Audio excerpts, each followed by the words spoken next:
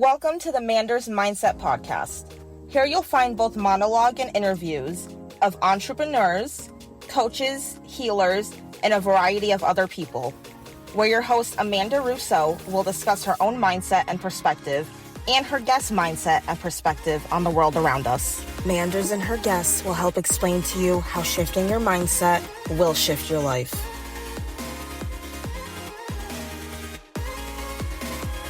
Welcome to Amanda's Mindset, where we explore the power of shifting your mindset to shift your life. I'm your host, Amanda Russo, and I am here today with Brian Nugent.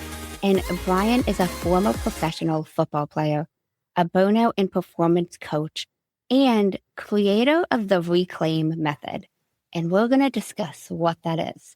After surviving sepsis shock at 32 and a major stroke at 45, his work became deeply focused on the hidden psychological and physical cost of high performance, chronic stress, and survival mode. Thank you for joining me. I'm very happy to be here. I'm here right now in Costa Rica. You know, it's my property in the background. And I said, let's change it up a bit. We always have a nice background with books and artwork. I'm like, you know what? Let's be outside. Oh yeah, you're a breathwork specialist. Breathing the fresh air, right? So let's make it a little bit different, right? This is a different background, isn't it? Have you done other podcasts outside? A couple of times where I thought I was going to be visual. They said, no, Brian, it's audio. So this would actually be my first one outside. And that's actually the kids' trampoline. Seeing in the background right now. I'm excited to be outside. I think it's different to be outside. You don't see many podcasts. You know, you always see nice settings, which is good, but it's different. And I liked it. I agree. Different is unique. Makes you memorable. Yes. There you go. So who would you say Brian is at the core if you remove everything else? At the core, disciplined, observant, critical thinker, and can be a bit judgmental at times. Absolutely. So I would say that's Brian at the core, and that would be a combination of my upbringing and creative. I'm a Gemini. You know, a lot of people who are Geminis were creative naturally. And I would also say I have a split between my mother and father. So my mom has that creative aspect of her, very good with business. And my dad has that discipline and structure. And definitely that's woven into us. I have 7 brothers and sisters. I'm from Brampton, Ontario, Canada. But I would say that's Brian at his core, right? Always searching. Always looking for answers, always trying to understand things. Doesn't fully understand things at all the times. Definitely more instinct-based than intellectual-based. I trust my gut more, and especially as I get older, than I trust my mind. I try to keep my mind sharp, but I always go with what's in my belly. Would you say that a lot of these qualities you've always embodied? No, absolutely not. These are things that have been developed over time. Definitely playing professional football. That was an eye-opener for me massively. One of the things that surprised me drastic being a pro athlete, and I was super naive being a pro athlete, right? As a pro athlete, and every pro athlete can attest to this, when you are a professional athlete, you are the best, like in college or university, doesn't matter. You are the best because you cannot become pro unless you are the best. So that's a given. But here's the funny thing. Amanda, when I turned pro, I thought I was still going to be the best. Boy, was I wrong. Everybody is phenomenal, right? Everybody can do what you can do. Like, it is unbelievable. And I remember one time I was in practice. It was like, what's your welcome moment to the professional leagues? When they were running by me, and I felt breeze. I was like, you got to be kidding me. You mean to tell me I felt two humans run by me and there was like a turbulence of wind? I'm like, the type of speed, this is unbelievable. So that was my welcome to the pro. And then not only was that extremely the amount of pressure to be a pro athlete, especially in football, because you have the fans, you have the media, you have your coaches, you have the critics, and then you have the sponsors, and then you have yourself.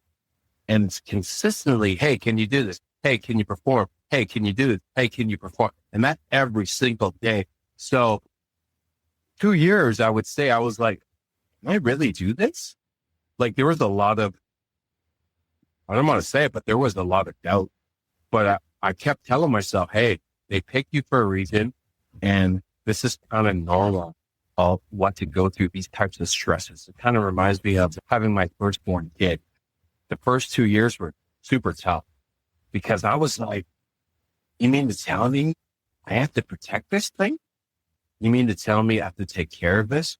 You mean to tell me it's counting on me? So for 2 years, I was like, this is a lot of anxiety to feel all the time. But then after 2 years, grace of God or whatever, maybe get used to it. Your body, your mind, your soul, your spirit just says, okay, we've been through this. We know what to expect. And I got better. No, I have 3 kids, but yeah, that's the situation. I'd love to backtrack a tad bit. You mentioned 7 brothers and sisters. Where do you fall within that? Younger, older? So I'm number 5. My sister's the oldest, and then I had 3 older brothers and then 2 younger brothers. And it was very competitive to grow up in that environment. And also, my dad expected a lot. And, there's some things that he has done as a father that I'm replicating as a father today. And I don't mean that in a good way. Like my dad would always say, are you stupid? Are you stupid? Like if you did anything, are you stupid? Are you dumb? Unfortunately, and I use the word unfortunately, I have that habit too. So when the kids mess up, I'm like, are you stupid? And as soon as I say that, I think of Winston Nugent, which is my dad. I'm like, come on, Brian, you got to be better. You got to do better. But, obviously I'm a better version of what he was. I'm not saying my dad was bad, but, we grew up in a time period where it was common to, if you messed up, you got the beats or spankings all the time. But that was my generation, right? You just got spanked all the time. It is what it is. Now, you said it was competitive with your siblings. How so? Yeah. Well, I had 3 older brothers, right? So we used to play this game called the B word, right? So what it was is that anytime you say a word with B, right? Whether it's bubble gum or bread, or boy, it doesn't matter. You have to touch your chin. You just have to touch your chin. But if you don't touch your chin, you get a nice shot in your arm. You know what I mean? So you would hate to be talking. Yeah, you're laughing, right? You would hate to be talking because you're now so cautious. Every time, like you're coming from school, you're like, oh man, I had such an amazing time at school. This boy at school, and then you're talking, and your brother would come close to you, like, yeah, that sounds amazing. And then bam, you're, oh, but I'm telling you, a good start. Why don't you give him his shoulder? And he's like, oh, you said boy. You're like, oh my. So what would happen is you just stop talking, but then that would take the fun out. You know what I mean? But just things like that. And you look back, and we're obviously a lot older. We all get to, and we look back and we laugh about that stuff. But whether it's competition like that or playing sports all the time, right? We played soccer, we played football, we played British Bulldogs, which is a game where it's like Red Rover, come on over. Everybody would hold arms together, and then you would have to run, and you would have to break right through the pack. You know what I mean? So just that type of competition. But I think, actually, I know that really provided the core for the competition within me to, pedigree, play professional football and be successful in business.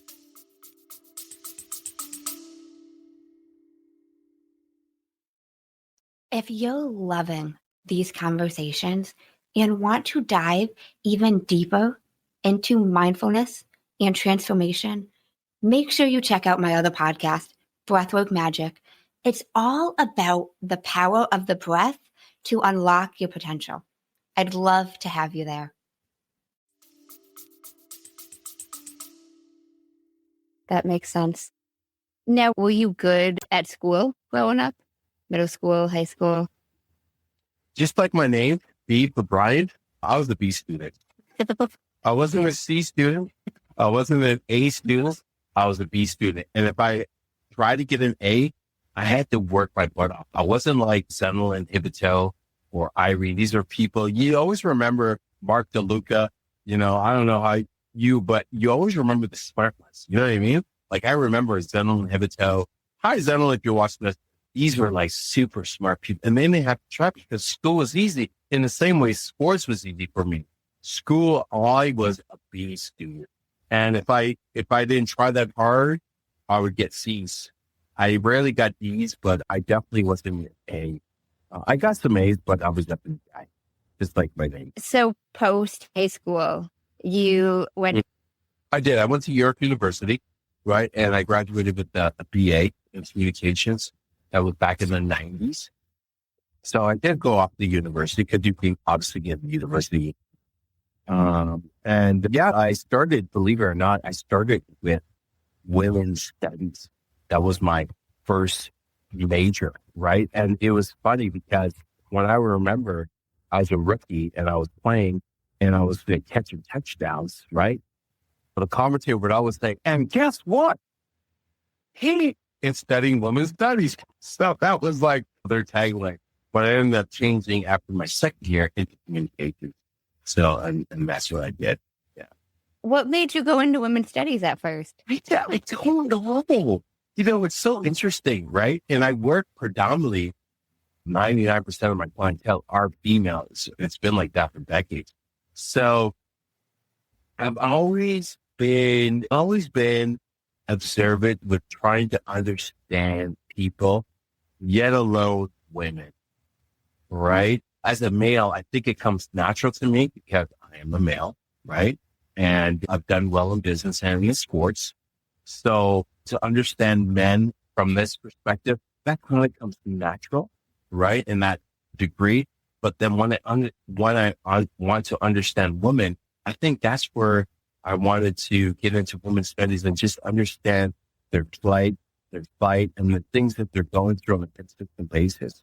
Even though there's similarities between us, there's massive differences between men and women and the struggles that we face. That's true. So what, if you remember, what made you shift into communications? So I was doing women's studies and I was learning a lot, which was good. But then as a as a collegiate athlete and as a top collegiate athlete, it's not uncommon for them to ask you, hey, can you go to this charity event? Can you go to this golf event? Can you go to this event and speak? Right? So I was getting a lot of opportunities to go out and, communicate with people. So I just felt it was in my best interest that if I'm consistently going out there into the environment and trying to communicate with all these different types of people, whether it's businesses or business executives and so on and so forth, I might as well get better at communicating with them. So I think that's what was the natural transition of why I wanted communication.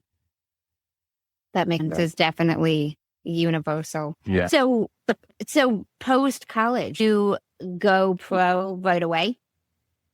Yeah, I did. So I got drafted first round 9th pick overall in the Canadian Football League. And I went to play professional in Calgary Stampeders. And it was very exciting because I was on the other part of the country. And then what happened was, I remember this was like my, hey, Brian, welcome to being a pro athlete moment. Not the, hey, welcome to being a pro football player, but pro athlete was, I remember buying furniture and I remember going up to the front and, bill was, a few $1,000. And the guy looked at me and he goes, Brian Nugent, I'm like, yeah, Brian Nugent. He goes, Brian Nugent, from the Calgary Stampede. I'm like, yeah, Brian, Calgary Stampede. She's like, this is on me. I'm like, what's on me? He's like, all the furniture. What's like, wow. I was, thank you. So that was my welcome to being a pro athlete moment. So I was super grateful, very generous, and extremely lucky and blessed at that very moment. That guy, he must have been the owner of the furniture store. He just gave it to me. I was like, Wow. right? How was being pro for you? You mean being a professional athlete? Yeah. I would say one of the things that I learned is to deal with immense, and I mean immense, that's how I would describe my experience, immense pressure, because there's nothing like it. I mean, there's many highs and there's many perks with the pay and the lifestyle, but what's behind that is the enormous, for me, I'm only speaking for myself, but I think a lot of other pro athletes can attest, is the enormous amount of pressure that is involved on a daily basis, because every single day you have someone behind you. Like, think of how many jobs are like that. Like, a teacher doesn't have someone right behind them licking their chops, hoping that you slip and they're going to take your job, or it's firefighter, the police. Or I'm not taking anything away from those jobs, because every job is unique in its own front. We're just saying, hey, you got to have a different type of mindset to deal with this type of immense pressure from the fans, from the sponsors, from the coaches, and yourself, right? So it just taught me, and it didn't happen right away. It took me a couple of years, I would say, because I played 5.5, a couple of years to deal with the enormous amount of pressure and to somehow normalize it. Normalize that, yeah. Did anything help you deal with the pressure? I kept saying to myself, these guys can do it, and I can. That was kind of my mantra. Do you know what I mean? So my mantra always was, hey, if you could do it, then I can do it. But I said to myself, hey, this guy's 3 years, this guy's 5 years, this guy's 10 years, this guy's 15 years. I mean, they were top athletes too. They got picked too, just like me. Well, I'm no different than these guys. So if they could do it, then I could do it. So I just kind of kept telling myself that over. And eventually, and here's another thing too. They wouldn't pick you if they didn't like you, right? So you also have to remind yourself of that too. Like, they picked you, Brian, right? And they picked you first round. So you must be something special. So you just have to remind yourself, of, hey, I belong here. So that's what I used for me to get through those times when I was essentially, even though I wasn't a kid, when I look back, a young man. I get that. That's a fair point. They did pick you. And if the other people that were doing it, you could too, like physical proof. Yes, exactly. I gotcha. Exactly. How long were you a professional athlete for? 5.5 years. So I got drafted to the Calgary Stampeders, right? I played for Wally Guano, who is the winningest coach in Canadian football history. And he's actually one of the winningest coaches in pro sports. His record is incredible. And then after I played with him, then I went to the Indianapolis Colts, and I was with Tony Dungy in the NFL. I was with Tony Dungy and Peyton Manning and Bill Polian was the GM, and Reggie Wayne and Marvin Harrison were the wide receivers, right? I believe Marvin Harrison's a Hall of Famer now. And then from there, I went to Montreal Alouettes, and I played with Don Matthews, which is, I believe, the second winningest coach of all time in the history of the Canadian Football League. I was there for a while. And then after that, I finished with the Toronto Argonauts, and I played with Michael Pimbuck on the Steelers, my head coach. So, you know what? It's funny you bring that up. Those are some of the greatest lessons, because, to play with like Wally Guano, which is the winningest coaches of all time, winningest coach, Don Matthews, which is second winningest coach of all time, and then Michael Clemens, which is way up there when it comes to like excellence. I was fortunate enough to have some unbelievable, incredible teachers when it comes to learning, when it comes to perseverance, when it comes to this is how you do it and you overcome difficult situations, right? Because we all go through difficult situations, difficult times. I've been through my fair share. So I was extremely fortunate to be around that type of ecosystem.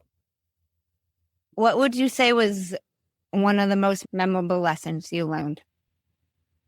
Oh, sorry, my shirt just came undone. That's the blooper reel. That's the one that's going to get the most views, right? Clip that one. All right. The most thing that I ever learned, you know what? Okay, this doesn't have to do with football. This has to do with the trip that I took to Africa.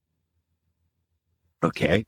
And I just feel like I have to say this, right? So in 2009 or 8, I went to Africa, Kenya, Mastermara. And I went there to build schools and hospitals with the Michael Pima Clemens Foundation and me. And this trip was incredible. We went there, we built schools and hospitals and to see how poor these people are and how much we have back home, right? And I remember Michael, which is Michael Pima Clemens, he said, and I'll never forget this. He said, we have more, but smile less, and they have less, but smile more. I was like, wow. And you know what? I'm like laughing because I was so bewildered. I remember one time, this African guy, they're making pennies on the dollar every day. He had this beautiful bracelet, and then we're not talking gold or silver, right? We're just talking like one of those leather bands. I was like, really nice bracelet. I really meant it. And this guy tried his best to take it off and give it to me. And in my head, I was like, bro, seriously, you don't have anything, like, keep the bracelet. But the level of, like, they just have a different type of energy, different soulfulness, right? Where he's like, no, you should have it. And I was like, my ignorant self, I'm like, no, you keep it. Keep it, like, this is all you have. But he's like, no, you have it. And when Michael said that quote, he's like, we have more, but smile less, and they have less, but smile more. That's so true. So I'm sorry that had nothing to do with football. But when you said, hey, what do you remember the most? The reason why I bring that up is because Michael was my football coach at that time. Or maybe he was a football coach. So I just thought about Michael and that quote in Africa. And this, I just want to be authentic. That's it. No worries. But okay. Wow, that's a deep quote. I've never been to Africa personally, but been to Indonesia. And the happiness level in Indonesia is very different than you will see in the United States or in Canada. I've never been to Canada, but I know a lot of people who have. So right? It's different. Right. What were you doing in Indonesia? I went to Bali twice. Really? Have you ever been? No. You haven't been to Bali? No, I have not. No, I have not. I have 2 friends there that have gyms, and they have a beautiful gym there. They've been there for years, but I know Bali is like, right? It is. Beautiful. I loved it. Yeah. And you know what? What would be hard for me, I'm going to be honest, Amanda, is that long flight. Because I'm already. You can do it. You can do it. It's not that bad. It's not that bad. Really? People say it all the time. I'm like the Bali motivational speaker indirectly. Like, I'm not kidding you. Yeah. The amount of people who are like, oh, I couldn't take. You can do the flight. It's not that bad. Sometimes it's only 2 flights. One's like 9 hours. One's like 13. You have a layover in between. You take a little bit of magnesium or melatonin, get yourself to sleep. You're smooth sailing. Really? Okay. Magnesium and melatonin, right? Okay. I'm going to write that down. Okay. Because I need to be knocked out. I ain't getting a lot. Like that flying coffee and stuff, it's kind of tough for me. Which goes back to like my older brother, Byron. He used to suffocate me all the time. When I was younger, like putting a pillow over my head, because that's what older brothers did back then. Like, that's just how it was. You know what I mean? Boys will be boys. And he gave me claustrophobia. You know what I mean? So, yeah. So every little thing, I'm always like, oh, where's the exit? Where's the exit? How do I get? Okay, there's the exit. Okay, yeah, okay, I can get up there. I'm good. Right? But if there's no exit, I'm like, oh, breathe, Brian, breathe. Breathe, Brian, breathe. Breath work. I need some breath work from you. So you're in Costa Rica right now. Yeah. You haven't taken that long of a flight somewhere else? Well, you know what? I've done a lot of flights, obviously, especially being a pro athlete. For me, what I've noticed is 6 hours. I went to Brazil once. I think it was a one-way, and it was like 13 hours. And I also went to Dubai, which was also like 12 hours. But I ain't going to lie, the seats that I was in was really comfortable, especially the trip to Dubai. So it didn't make so bad. Like, you know, I don't know if you've ever been to the Middle East, but those rich countries, they don't mess around, right? The plane I was on was like luxury, even though I was not in the front row. But I was like, and then I got off the plane and I went in the airport and they had like Lamborghinis sitting around. And I'm like, what's the Lamborghini doing here? And they're like, oh, that's just artwork. I'm like, the type of wealth is ridiculous. And then I was in Dubai and all the houses look like gold. I'm like, oh, what's that? They're like, oh, that's just a regular house. I'm like, wow, this is what wealth is on steroids. So 6 hours seems to be my number. But if I have a really, really good seat and I'm laid back, it's not so bad. I get it. I want to transition back a tad.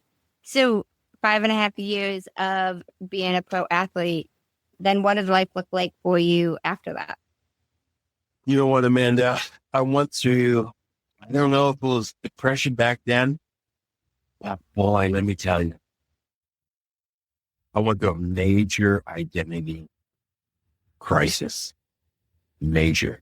Because what happens is your entire life is predicated on being math, right? If you're a pro athlete, for sure, you're an athlete from when you're a kid. You don't say at 17, 18, 19, I want to be a pro athlete. No, that's where you're going to get drafted. So you were an athlete from like 4, 5, 6, 7, 8 years old. Like, that's just a given. So with that said, you were playing sports every day, all day. Then if you were blessed and lucky enough, you turned pro. Wonderful. Then when pro is finished, you're like, what am I doing with? So I remember distinctively, I gained significant amount of weight. I'd say about 60 pounds within 6 months. And I knew I kind of gained weight, but I still had that little look like, oh, I'm still kind of in shape. But it wasn't until I came back from a trip from like Bermuda or Bahamas. And when you see the picture, you're like, oh, that's me. Because pictures will tell you how people see you. It's not what you see in the mirror. It's what you see in the picture. So I saw the picture and I was like, yeah, this is bad. This is really bad. So I got my act together. And you know what? It was difficult at first because that was a rude awakening and I had identity crisis. And I don't know if I had depression, but I was not in a good place because for so long, your entire life, you were known as an athlete. And all of a sudden, you're not an athlete anymore.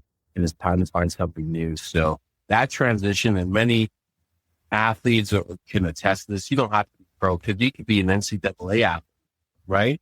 And when that's up and that's finished and you have to find something new, that time period from when it's finished to finding something new, hopefully you do.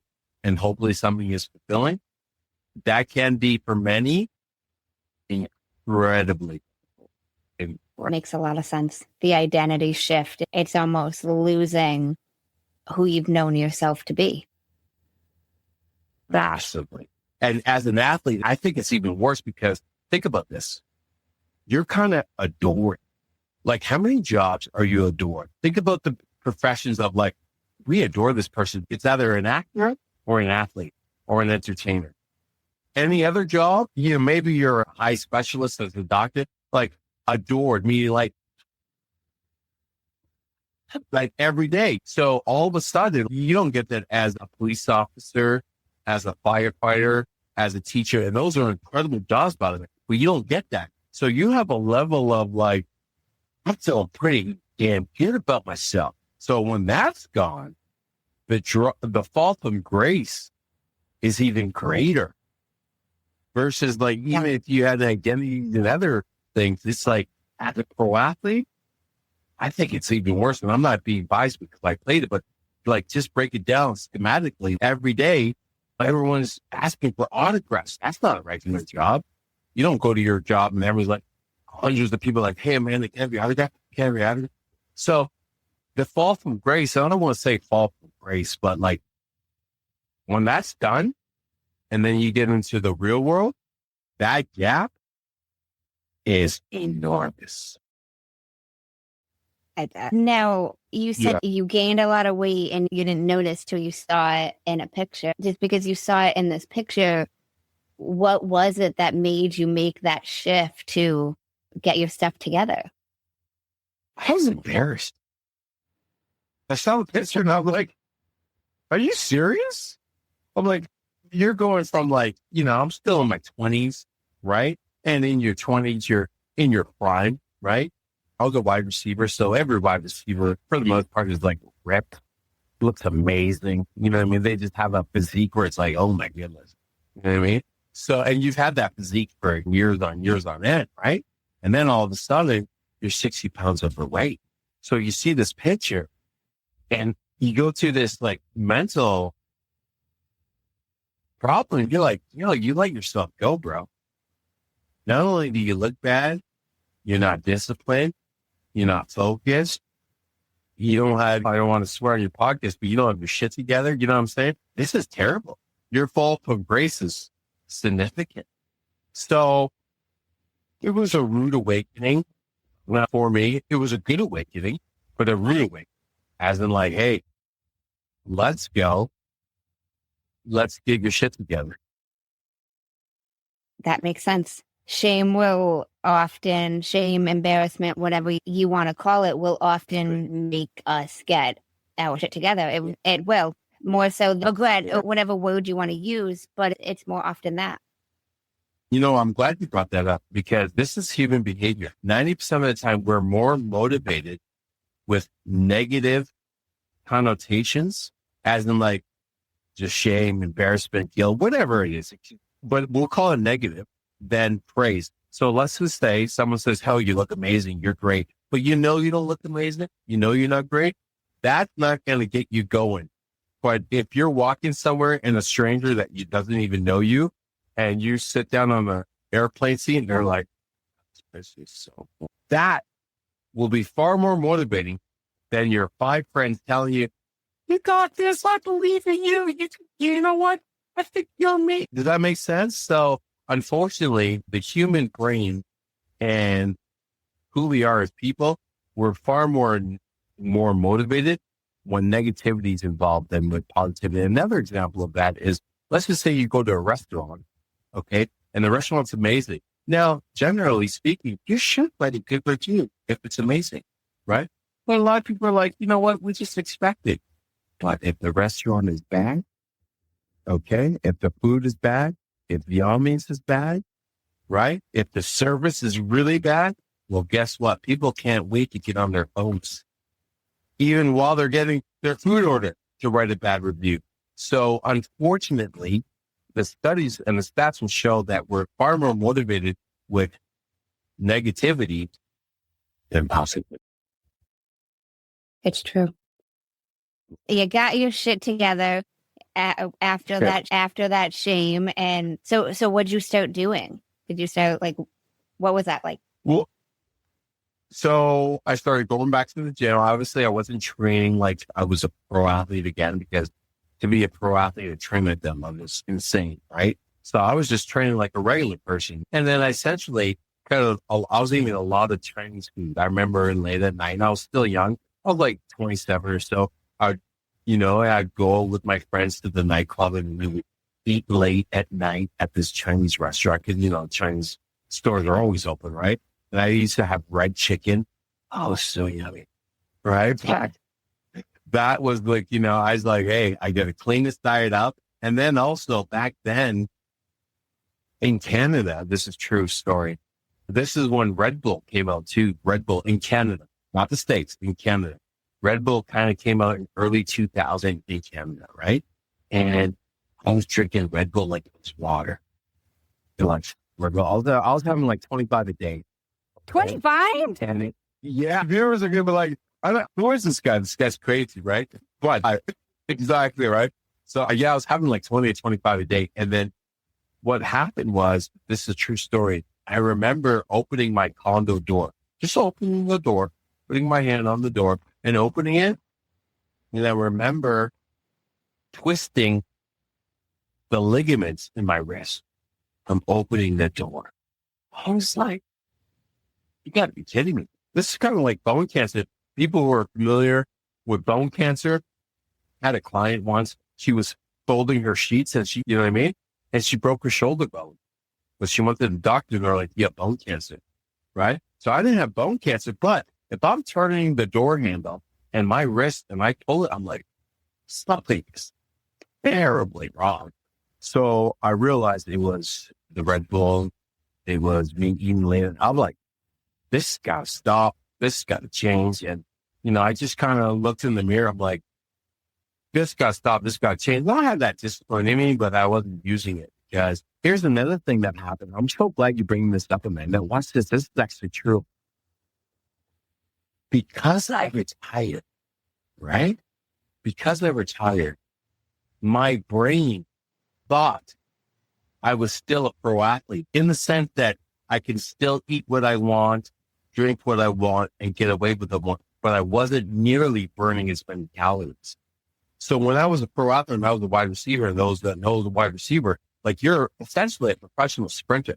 You're essentially a Ferrari, right? That's what your body is, right? So my body was eating and consuming like 12,000 calories a day. But that was not a big deal given the fact of how hard I was training.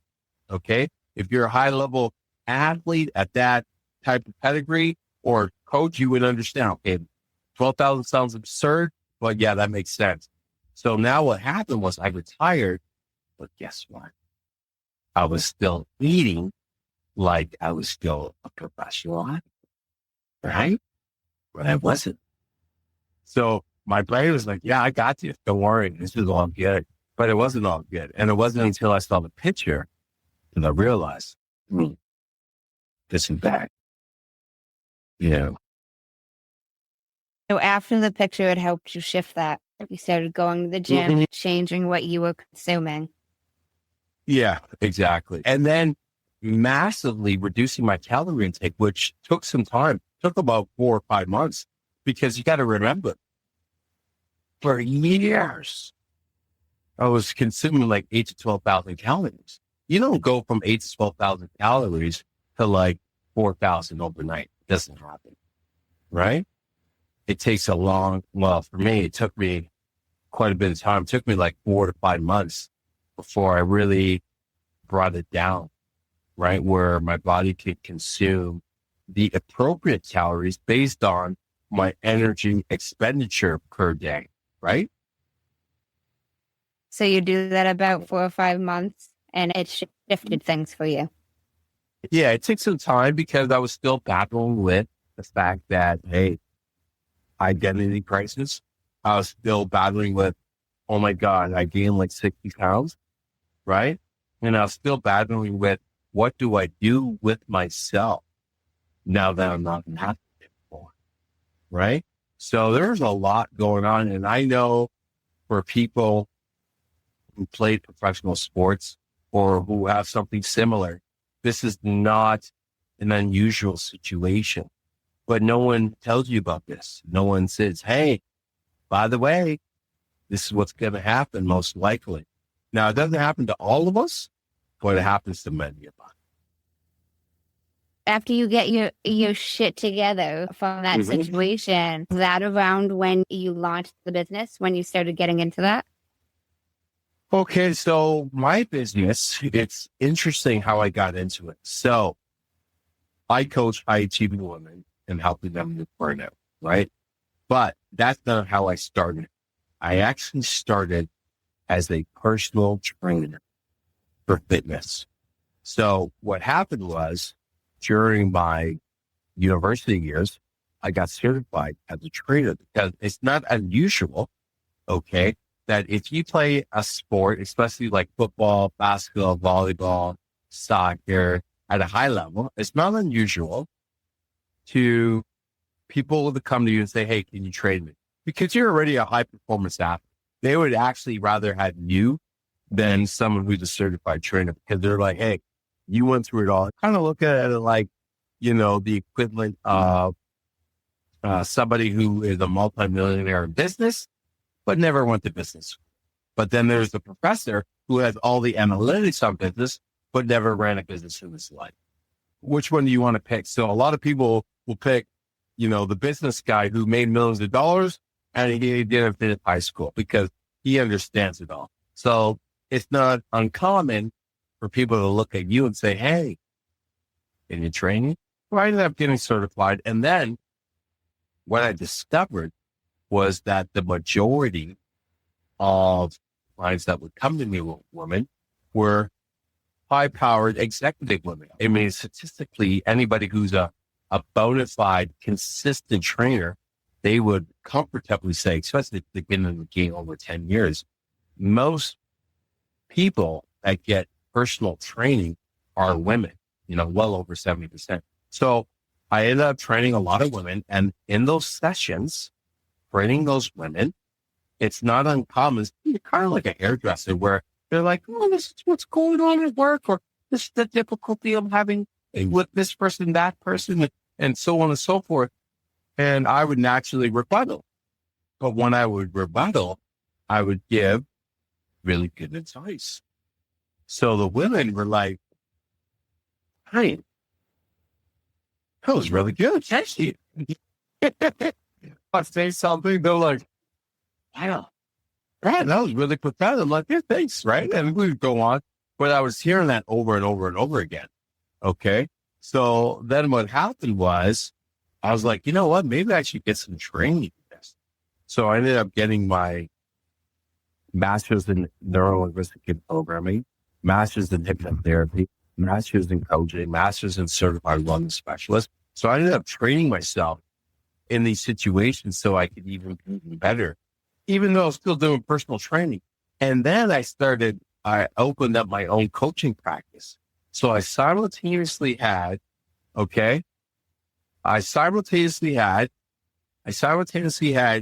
coaching practice and a personal training practice. So I would personal train people in the morning, okay, and then do coaching, right? And then it evolved.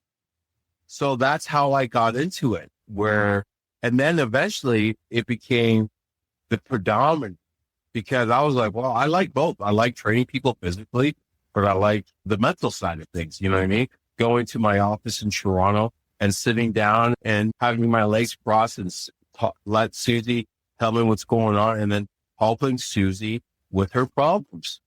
And then eventually I started writing books, and I wrote a book called Don't Live a Day Without Me, and a Day Dominating Other Books on Amazon. And then that's how it evolved. So it actually evolved from me being a personal trainer into a coaching program. Wow. Right? Wow. I love that. And if you're not watching us right now and you're just listening, I was cracking up as Brian was doing some calls, sitting here doing some bicep calls, telling us what the women were saying to him. I was laughing out loud. But I love how that happened for you. That seems so synchronistic. Any sort of personal Go ahead. training? You know what? I get asked that a lot, you know what I mean? Because like I said, a lot of high profile athletes. So it was a natural transition. I didn't think that was going to happen for me personally, but you know what? God has unusual plans for people. Yeah. So I was talking to Dr. Brian Arnold. He has a podcast, Live to Perform, I believe. And he's a doctor of education, but his original goal was to be a stuntman. And I'm like, what a contrast from a stuntman to an educator. And he got a scholarship. And out of all the scholarships, he chose the closest university to Hollywood because his mom said to him, hey, please, just 1 year of university, just give it a go. He's like, all right, no problem, Mom. Little did she know that he picked the school that was close to Hollywood because he's like, after 1 year, I'm out of here and I'm going to be a stuntman. But guess what? He ended up being an educator. So you just never know, right, what life is going to throw you and how things are going to evolve. So the moral of the story there is just be open-minded, and things are not always linear, right? If you live long enough, things are like this, right? And that was definitely in my path. I feel like more often than not, they're not linear. Yes, exactly. Now, when did you write the book? Yeah, so Don't Live Another Day Without Me. I wrote that in 2018. 2018, it's funny because when I wrote that book, I actually wrote it 2 years before, but then it was on my computer and my computer got stolen. And it took me a year. Oh, it was devastating. It was absolutely devastating. So it took me 1 year to write that book. Okay. Actually, no, I wrote that book. I apologize. The first one, and it was called DNA of a Millionaire. So there's no book like that out there, but that's what it was called. And that was in like 2012 or so. And then my book got stolen. My laptop got stolen. And I was so discouraged because it took a full year to write that book. I was so discouraged. It took me like 3 more years before I got motivated again to write another book. It was called Don't Live Another Day Without Me, which you can get on Amazon. And that came out in 2018. And essentially, that's a book that helps people to, if they're suffering from burnout, if they're suffering from, hey, I need to be better, if they want to strive, use easy tips and tricks of how to improve their life. That's what that book's about. Now, I'm curious, before you wrote the one that got stolen on the laptop, did you always think, like years ago, did you always think you'd write a book about something? Well, you know what happens, and maybe other authors can attest, or I can only say this for myself. For me, my motivation it was actually therapeutic, right? So it wasn't like, hey, I'm Brian Nugent, you guys need to read this. No. It was actually therapy for me because I had too much information in my head and I just needed to get it out.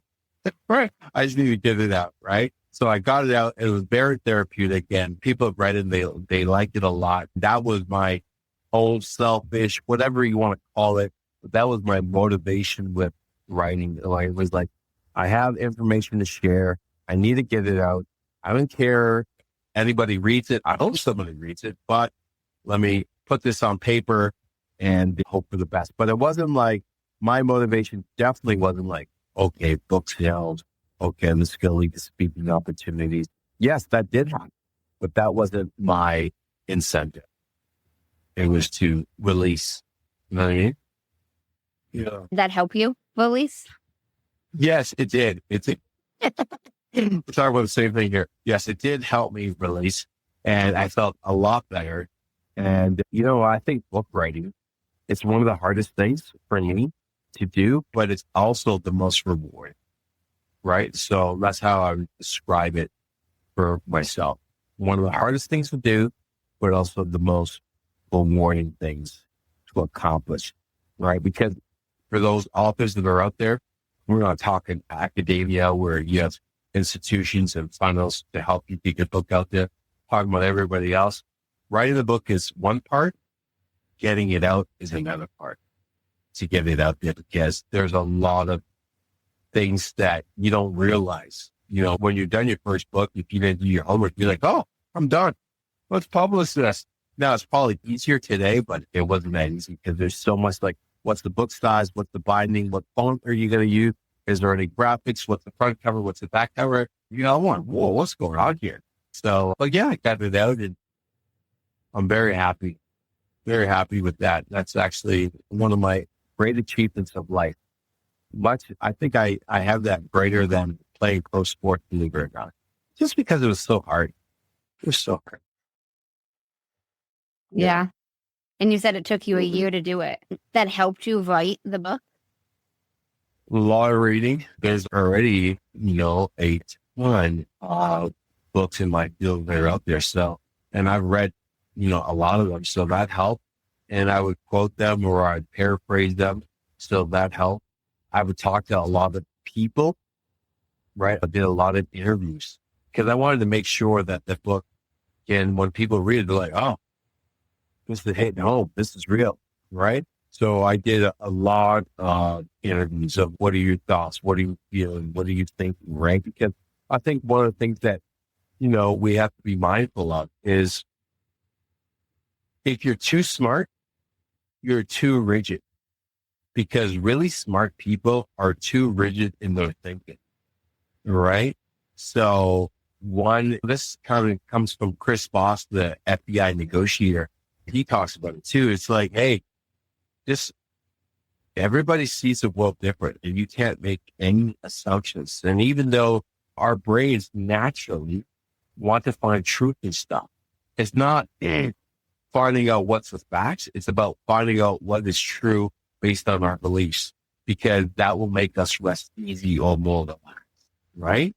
And a lot of times you can find yourself in pitfall in that, because you can discriminate, you can stereotype in certain situations, and you can have it all wrong because you judge the book by its cover.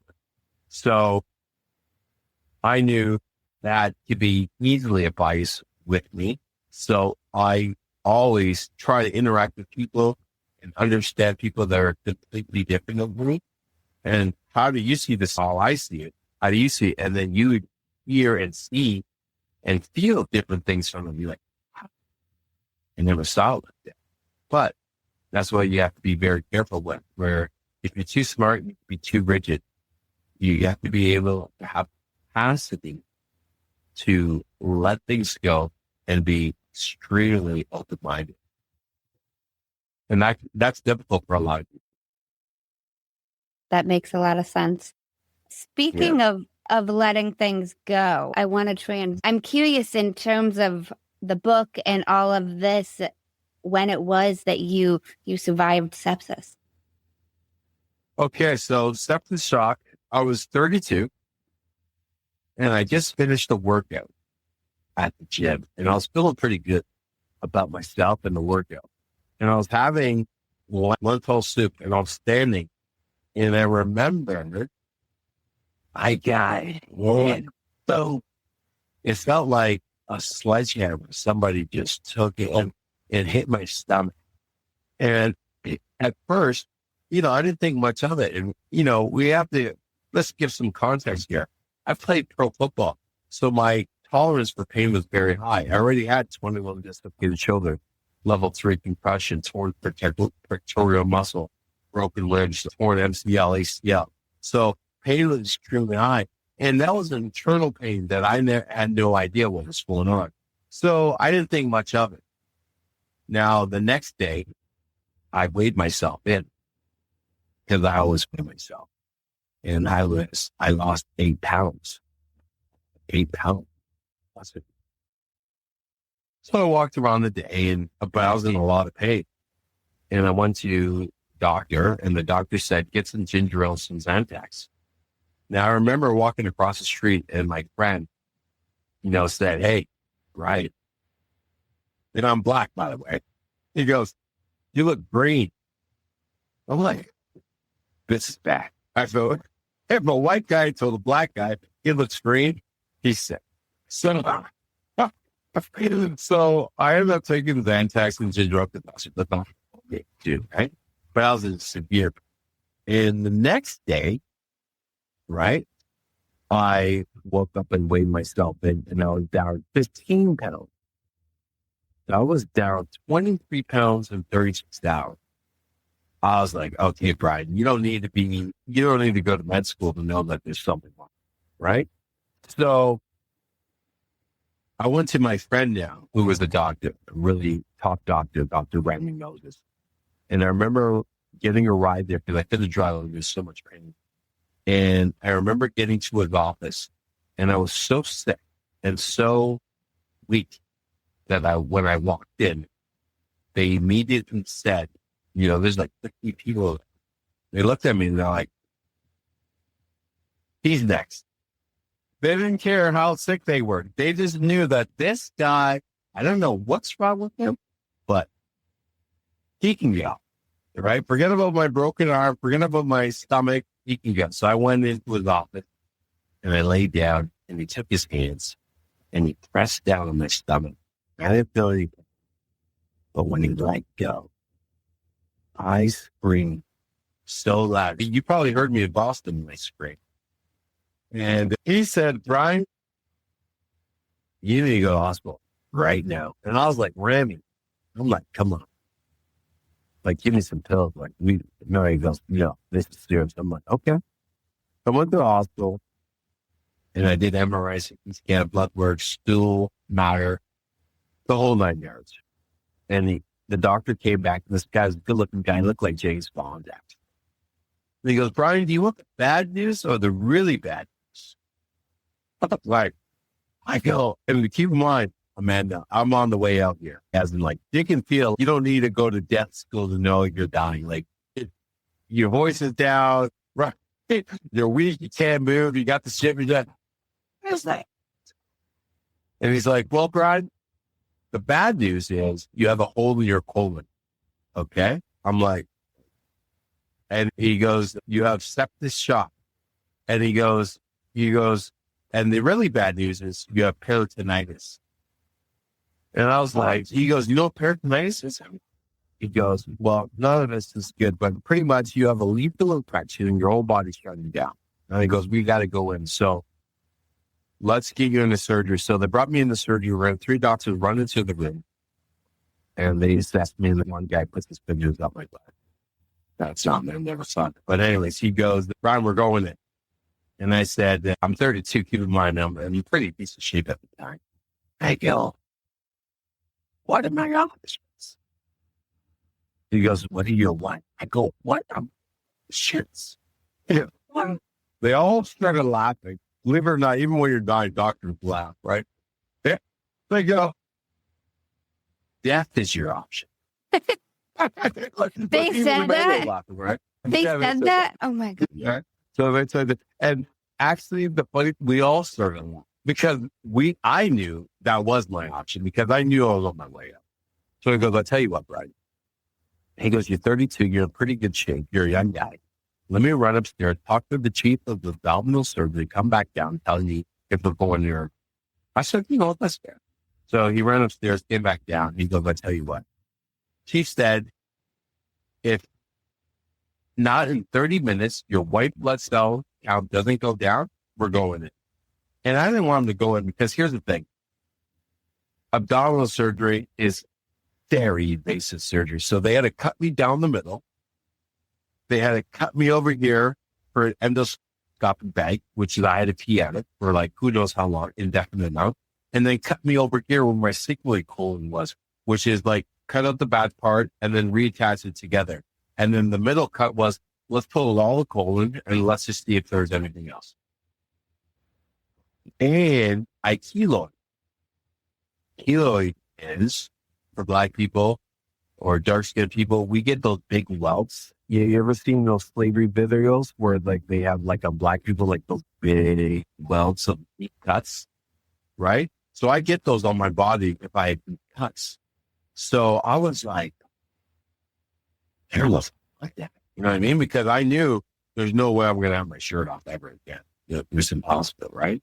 So fortunate enough, by the grace of God, every hour, my white blood cell count went down and they checked my blood. And the most difficult thing, I ended up losing 52 pounds in 18 days. And I was 18 days in the hospital. And a couple of things stood out there. In Canada, because it's free healthcare, if you stay more than 72 hours in the hospital, everybody knows that you have a serious condition. Because in Canada, they'll just kick you out. And then number 2, I never did surgery and I never took any drugs. So that was to the doctors a medical mystery. That made them say, what's going on? So by the time I left, there was like 22 doctors in the room. And they're like, it's just, he's the one with no surgery. So I ended up leaving the hospital. But because I never did surgery, I had because my colon was still injured, right? It wasn't like they fixed it. I ate avocado and bananas for 3 years. And that's all my body could eat. Because if I had any fats, any proteins, any meat, any alcohol, my body said, no, boom, slammed down all the ground. And I was like, are you kidding me? So that took me like 6 months. And I believed at the time, this is my new life. Because after 3 or 4 months, you're like, okay, I'll get better. But then 6 months, and then 9 months, and then by a year, I was like, I ruined my life. But after it took me 3 years, I ate avocado and banana for 3 years.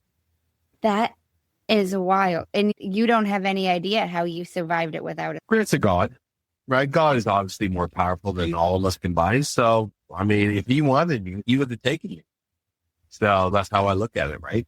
God said, hey, it's no different than me having my stroke last year, a major stroke, where I had that was just last year. Yeah, that was last year. And I saw my mom, who died 32 years ago.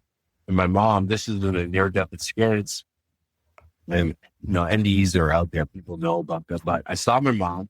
She was wearing like a white skirt up to mid-cut up to her thighs. And my mom pretty much said, without talking, she's like, hey, Brian, you want to come with me? Or do you want to go back? And I said, oh, I got to go back. I got 3 kids. And the moment I said that, I went back. I had so much pain because I'm back in the real world. And my wife drove me to the hospital. I did MRI, CT scan, the whole 9 yards. And I suffered from a major stroke. And I'm still struggling today with it, in the sense that I lost my ability to walk and talk and count to 10. So it took me 4 months, 10 hours a day, just to get to about 40%. And today, that was April 3rd, 2025, I'm about 85%. My speech is still off. My writing is definitely still off. My grip is still off. And my foot is still off, as in things are off. So, but I'm happy to be around. I'm happy to be with my kids. And still alive and still kicking. And hey, I'll take 85. I'm still getting better, but the increments is so small. You don't even know if you really get it. But yeah, I'm definitely past it. You wouldn't know if you saw me, but if you knew me and you're paying very close attention, you're like, I'm not sure what you did. But something's off. His speech could be off sometimes. Sometimes he stumbles. That was weird. Why did he stumble and there's nothing around him? But it's the stroke. It's a stroke. Were you hospitalized after the stroke? Oh, yeah, absolutely. And here's the funny thing. So I had the stroke in Costa Rica, but I didn't have insurance, right? And then we went to a private hospital. And in Costa Rica, when you don't have insurance and you're a foreigner, it's a lottery ticket, right? So as much as they want to help you, they're like, hey, we're going to make some money on this case, right? So I remember it was like getting 5 figures, like a lot of money, right? You can imagine how much a stroke would be. So the bill went up very fast. And I remember looking at my wife, but I couldn't talk really. And I remember saying to her, I'm like, and she knew what I was trying to say, because obviously our money, we have it together, right? And she's like, well, what do you want me to do? Mine is a super stressful situation, right? And she doesn't want to see her husband and the father of her kids die. But at the same time, we don't want all the money to be gone, because they can't be gone like that, right? We have departments. And what I mean by that, married couples know this. My department is, if shit gets real or difficult, that's where I step in. Hey, I got this, babes. Don't worry about it. And if she has to cook or take care of the kids' health, that's her department. You know what I mean? So we have departments. But that department, she had to be me for that moment, right? She had to go to the doctor and be like, hey, doctor, I understand that you want to help my husband, but this is getting really expensive. So she went and talked to And then she came back and she's all stressed. And he said, no, you can't leave the hospital. And so I looked back at her. I'm like, Laura, that's not here. And she mustered up all the strength that was in her. She went back to that doctor. She goes, thank you, doctor. Thank you so much for what you've done and how to help more husband, but we have to leave. Because, here's the thing, right? As much as you want to help your health, guess what? You still have to think about the kid's future. You still have to think about the kid's education. And maybe I need to go so that we have some money left, because we're talking like tens and tens of thousands, like really quick, here fast. So he goes back to the doctor. The doctor says to her, if he can walk to me, then you guys can go. Well, she walks back to me. She goes, Brian, even one, I can't walk or talk or count to 10. She goes, Brian, just so you know, the doctor said we can leave. I'm like, what? She's like, right? Mind you, we didn't have a plan. But she said, hey, you have to walk to him to tell him that you can be okay to leave. It was the most difficult thing I've ever had to do in my life. To muster up. There's so many elements going on in the mind and the body. Because here's the thing. You want to get healthy. You want to be around your kids. You don't want to leave the medical attention. But at the same time, the bill is just getting ridiculous, right? But anyways, I'm like, so we ended up going, I did everything to have the power. And I made it to the doctor. And the doctor took his paper and he wrote diagnosis. And he didn't even write or release part. He just wrote diagnosis, big bold letters. And he said, I do not approve Mr. Brian Nugent leaving this place. And he also said this, he didn't write it down. He goes, in my 32 years, he goes, if you leave tonight, you're probably going to have a hemorrhage and die. And my wife looked at me and I looked at her and she looked at me and he just stood there and looked at both of us like, what are you going to do now? So not only was the walk the most difficult thing I had to do, the decision to still pick up and go was also one of the hardest things. But we picked up and left, and fortunate enough, my church and many doctors at that church and many people kicked in to help out. So I ended up staying at a friend's house, and I'm in Costa Rica, beautiful sun, vitamin D, and there was an ambulance attendant that came, many doctors, because I had doctor friends that came, and through the grace of God, here I am today. You left the hospital. I left the hospital absolutely against everything the doctors ordered. And when I was leaving, everybody stopped what they were doing. They're like whispering. They're like, because I had stroke and it was a major one. And, I'm still not fully recovered, but I'm definitely passable in many ways. But you know yourself, you're not capable of doing the things that you used to do, but you're still passable. And, I'm very grateful for that. So yes, I left and I'm not taking no medications whatsoever. They had a laundry list of medications you have to take after a stroke, to stay alive. But that's me. Yeah. I'm blown away that you just left the hospital. I did. I left the hospital. That's a Netflix. Obviously, you didn't bleed out because you're sitting in front of me. Yeah. Brian. Yes, I know, Amanda. I know. Breath work. Save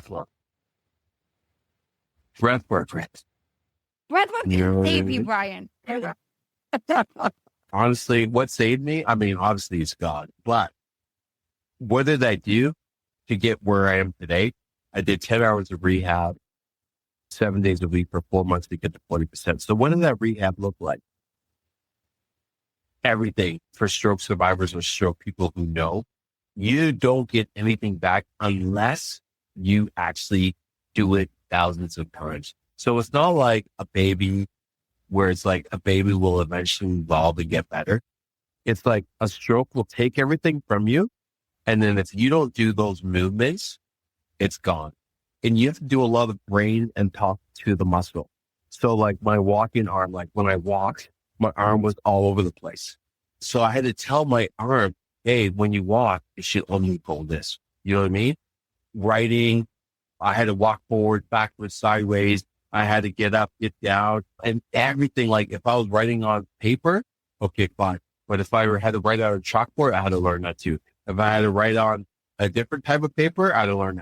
If I was writing and I got to the end of the paper, because my hand was off the paper, that whole sensation of like, your hand is off the paper when you get to the bottom of the paper, I had to learn that. So everything, like thousands and thousands, and there's still thousands of things that I haven't learned yet, but I had to learn how to drink again, like how to bring the cup, because your hand is all over the place. You're like, what? No, come back to the mouth. And your hand is shaking. You know what I mean? And then you'd be like spilling everywhere. And this would just repeat. 10 hours of rehab, 7 days a week for 4 months significantly helped me. I only got to 40% after that. And then I'm about 80, 85-ish. Like I said, my speaking is off a bit. My walking is off, and definitely my precision with my hands. So if I'm doing dishes, it's not unusual if the dishes fly out in my hands or I break the dish because it's already slippery. And then if your hands are not, you don't have that tactile dexterity, it's not 100% there, and it's already slippery, it's gone. So it's little things like that, but you wouldn't notice that. You wouldn't know I had a stroke if you met. But it goes around me. So curious how the first 24, 48 hours go for you after leaving the hospital. Extremely scary because people are taking me to the washroom, right? Imagine you have to do a number 2, shower, can't brush your teeth, for days, right? I was just sitting in the bed and I can't move. I can barely talk. And I'm definitely, if I can talk, I'm super stuttering and missing words. So I would say extremely scary and extremely painful. Those are the two things that jumped up the most.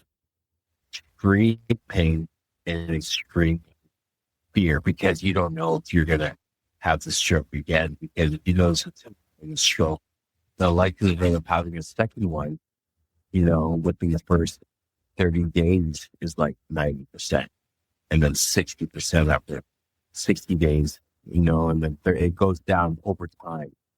But that was my word. And I think the most difficult thing besides that was my little guy, Thor. That's his name, Thor. He was 2. I couldn't throw him around because I'm that dad that throws him around. And he's a boy. He's like, ah. So I couldn't do that. And for him, that really messed with his mind. That really messed with him. Because he was like, something ain't right, Dad, because he would throw me all the time. So I saw the difficulty with him and how he would act. Because he's like, he can't articulate, but he's like, my dad is not normal. I don't know what's going on, but he's not normal. What would you say you learned the most from the stroke? So I've learned a lot. Discipline. Because, I talk to other stroke survivors. And one thing I learned, and I didn't know this at first, it took me like 10 days after the stroke to find this out, but I started to pay attention. If you don't work to get it back, you're not getting it. I don't care whether it's talking, speaking, writing. I don't care what it is. Whatever you did before, if you don't specifically work on that, it's gone. Absolutely gone. So I had to be really disciplined with thousands of different things that you would take for granted, whether it's putting a comb through your hair. You know what I mean? Because here's the thing. I constantly have the shakes, right? So, you'd grab the arm and you'd be like, you literally, because it's all connected, right? You tell your mind, hey, calm down. Calm down. Calm down. Okay. And then you would comb your hair or crack an egg or drink from the, or open the door, like everything. And you had to do that hundreds of times before you were adequate at best. You know what I mean? So I wouldn't say it taught me, it reinforced more discipline. So I would say that's a takeaway, the reinforcement of the discipline part. And here's the funny thing, Amanda. There's so many stroke survivors that I've talked to where once they got like decent at something, because they required so much work to get there, they're like, I'm done. And here's the funny thing. I don't blame them because I knew how much it required to get there. And they were so tired. And fortunately enough, I played pro football level of business. So I had that tenacity, that grit to like keep going, because you can't get to these types of levels of success in life unless you have grit and tenacity and all those other attributes. So that came in hand when I was in my darkest days. I bet. Speaking about dark, I told you it'd be dark behind me. I'm sorry. Amanda's like, I'm going to do this interview. I don't know if we really tell the truth, but dark. I didn't think you were not telling the truth. I didn't know we'd do this long. Yeah, it's fine. I'm having a great time. Trust me, it's all good. So now I'm curious, and I ask every guest this, and I'm sure you have had a lot of these, but I'm curious what you would say has been your biggest aha moment. Well, I've had a lot, like, aha as a rule. Can you be a bit more narrow with that? What are we talking here? There's so many aha moments. Just so that we can help the audience more. Let's dial in more, because I've had a lot. What would you say aha in what, though? Where you started looking at the world differently. Okay. I would say the sepsis and parathematic that I have a 32. And I'll tell you why. That time period taught me enormous, tremendous amount of patience. One, I couldn't eat the first 18 days in the hospital. They were giving me a feeding tube. So the first 4 days it really messes with your mind because we're used to chewing and swallowing. So even though you're getting fed and you're being nurtured through your arm, your mind says, where's the food? Right? So that was extremely difficult. So those that have been on a feeding tube through their arm, you know what I'm talking about. And number two, eating avocado bananas 3 years, right? Taught me incredible patience. Because think about it, Amanda. We can have Captain Crunch, steak, alcohol, Twinkies. It doesn't matter. We'll just eat whatever we want. And then all of that would move. And then for 3 years, all you can eat is avocado and banana. Let me tell you something. People can't do that for 2 days. I did that for 3 years. So that taught me an enormous amount of patience. Enormous. That's all I can say. I mean, we all talk about patience. Patience is important. We know about that. That's not a secret. But that level, and that's because I never did surgery. So it would have been different if I did surgery, right? But I didn't do surgery because I didn't want those kilos. So when people are like, well, how come you get one surgery? Bro, I didn't want a scar from my sternum all the way down to my belly button and then have another scar on the side and have an endoscope, a pee bag, and then another scar, and I'm 32 and I'm single. It's not ideal. No, I didn't die, folks. I didn't die. Right? So people are like, hey, you could have died. I'm like, yeah, you're right. But, last time I checked, you can't get out of life alive.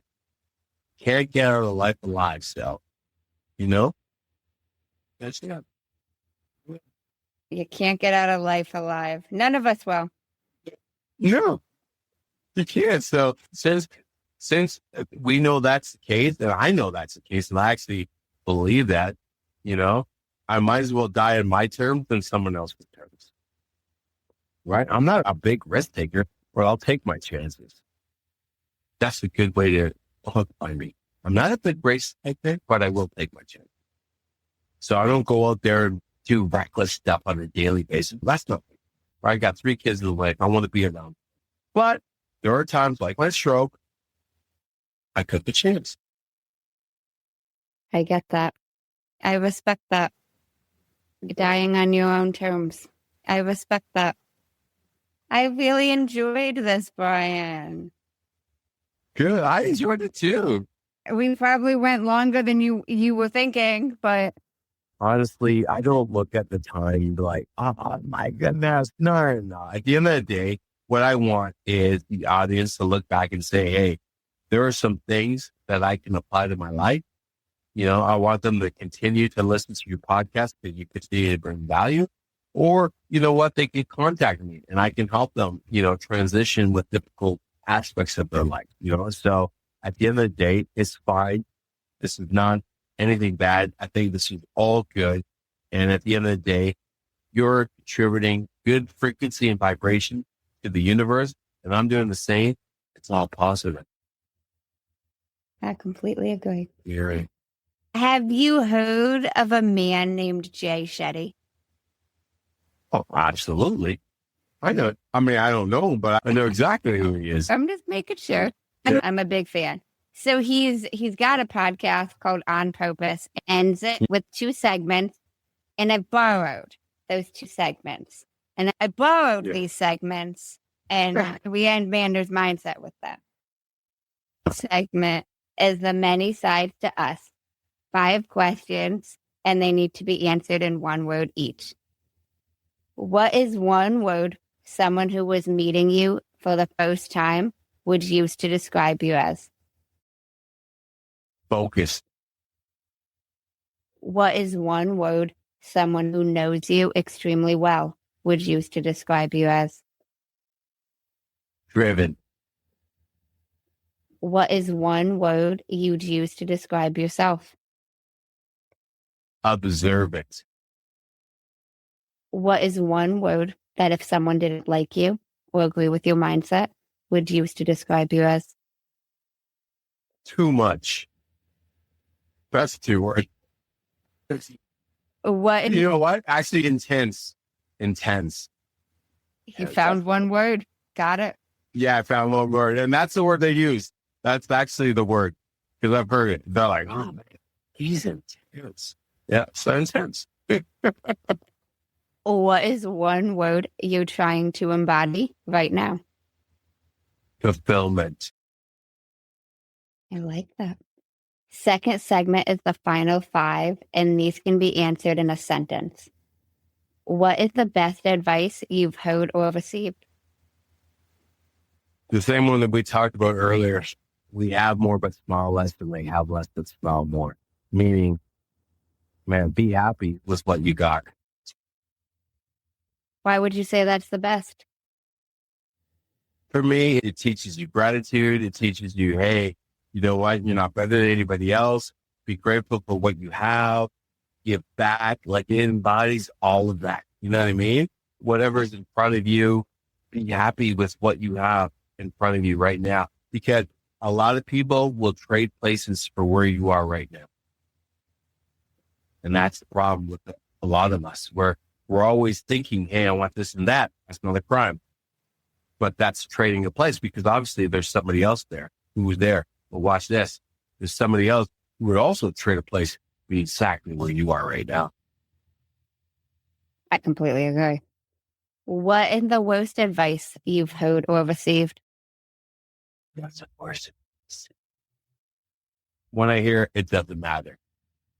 It always matters. Right? It doesn't matter. For example, me and my wife were watching a rom-com. It was funny, but it was like, it doesn't matter. The mom said, what is this equation? And he goes, 2 + 2 is 7. And then the mom said, that's amazing. And the dad was right there. It's like, what is going on? Right? And then she was like, it doesn't matter. You know what I mean? So it does matter. Everything matters. How you treat people matters. How you treat wife matters. How you treat kids matters. How you are in this world matters. Everything matters. And I'm not saying matters as in like, I need to exhaust myself and everything matters. Just don't just be disrespectful. Be kind. Be generous. Think with your heart, right? It matters to smile. It matters to stay hello.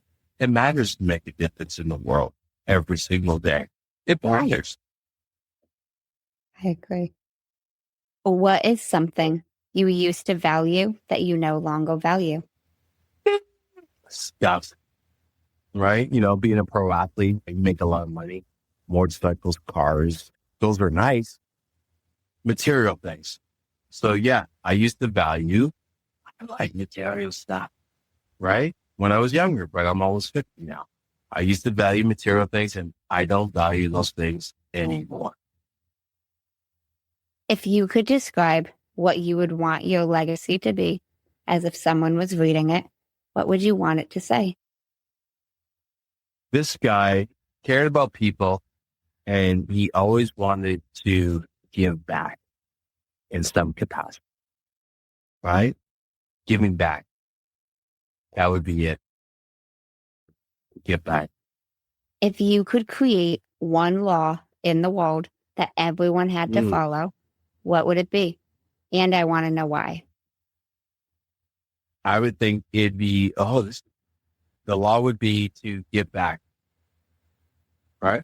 The mandatory law would be you have to give back on a daily basis and you have to prove that you're giving back just like you paid your taxes or whatever, right? It's like, okay, this is what I did this week. These are the 30 things I did for this month. These are 365 things I did for the year. So giving back doesn't have to be something extraordinary, right? Giving back could be helping your neighbor cut the grass. Giving back could be somebody's struggling and they need to drive to work. And you say, hey, you need a ride? Let me give you a ride. Giving back could be seeing somebody, you know, they need some money and you say, hey, here's $50, right? So giving back doesn't need to be this lavishing thing. It's just the mindset of not thinking about myself and thinking about others. And here's the beautiful thing about that. The law of reciprocation. So as you think about others are going to be thinking about you. But the more you think about yourself, the less people are going to be thinking about you. But if everybody's thinking about everybody, well, then guess what? It's just this domino effect where it's like, oh man, all these people are just taking care of me. But guess what? That's happening to that person. That's happening to that person. That's happening to this person because everybody at all times is taking care of everybody instead of always thinking about our own selfish ways and selfish needs. I like that law. Thank you, Brian. I really enjoyed our conversation. Thank you. I thought it was amazing. Very natural, symbiotic relationship, good chemistry. You asked fantastic questions. And I'm really grateful and honored to be here. And I just hope that somebody can take something away from what you said or I said and apply it to their life in a positive way. I do too. And I will link your website in the show notes, but I like to give it back to the guest. No pressure, but if you have any final things you want to share with the listeners. I'm always reminded of a quote, especially if I'm speaking to you high achievable right now. Okay. And I want you to ask yourself one question only. Are people getting what's best of you or are they getting what's left? Sit with that. I'm going to sit with that myself too. Thank you, Brian. Well, thank you, Amanda. Thank you for having me. And it was amazing to be here with you. And thank you guys for tuning in to another episode of Amanda's Mindset.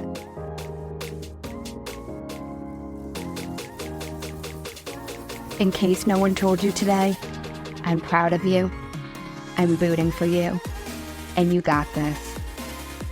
As always, if you enjoyed the show, I would really appreciate it if you would leave me a 5-star rating, leave a review, and share it with anyone you think would benefit from this. And don't forget, you are only one mindset shift away from shifting your life. Thanks, guys. Until next time.